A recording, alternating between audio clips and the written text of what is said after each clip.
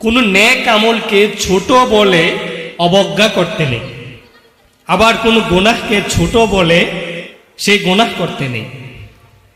নেক আমল সেটা ছোট হোক বড় হোক আমরা ছেড়ে দেব না, কারণ বলা যায় না আল্লাহ রাব্বুল আলামিন কোন আমল দ্বারা আমাকে আপনাকে জান্নাত দিয়ে দেবেন। বলেন সুবহানাল্লাহ। এক খারাপ মহিলা, পতিতালয়ের এক বেশ্যা মহিলা মরুভূমির মাঝখান দিয়ে যাচ্ছেন। রাস্তার মধ্যে দেখলেন একটা পিপাসার্ত কুকুর পড়ে আছে, জীবনটা যায় যায় অবস্থা। মনে হয় যেন একটু পানি দিলে বাঁচবে, আর না হয় এই মুহূর্তেই সে পিপাসার কারণে মারা যাবে।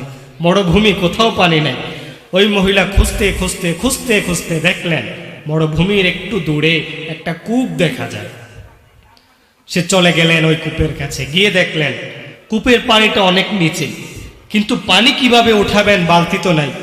পায়ে ছিল চামড়ার মৌজা, চামড়ার মৌজা খুললেন, খোলার পরে যে ওড়নাটা ছিল ওই ওড়নার সাথে ওই মৌজাকে বাঁধলেন, বেঁধে কূপের নিচে ফালালেন, পানি তুললেন, পানি তুলে এনে ওই কুকুরকে খাওয়ালেন। ওই কুকুরের তৃষ্ণা নিবারণ হলো, কুকুর সুস্থ হয়ে গেল।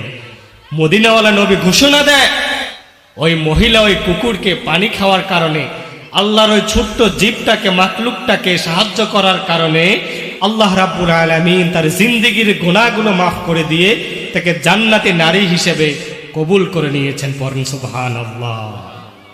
তাহলে নেক আমল যত ছোট হোক আমরা ছেড়ে দেব না। আমরা তো রাস্তাঘাটে কুকুর বিড়াল দেখলে দুষ্টামি করে একটা ইটা মারা দেয়, এগুলো করব না।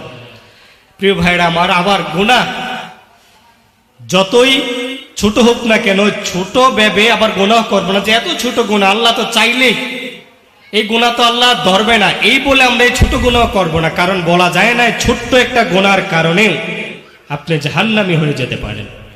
আরেক হাদিসে এসেছে, এক মহিলা, ভালো মহিলা, নেককার মহিলা, এক বিড়ালকে ঘরের মধ্যে আটকিয়ে রেখে কষ্ট দিয়েছিল, খাবার দেয় নাই, পানি দেয় নাই।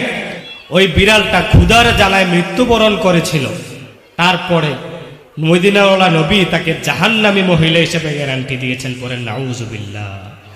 এই জন্য নেক আমল যতই ছোট হোক না কেন, ছোট নেক আমল ভেবে অবজ্ঞা করে আমরা নেক আমল ছাড়বো না, সব নেক আমল করব। দুনিয়াতে যত ভালো কাজ আছে সব ভালো কাজ আমরা করার চেষ্টা করব। যত গুনাহ আছে ওই গুনাহগুলো আমরা ছেড়ে দেব বলে ইনশাআল্লাহ।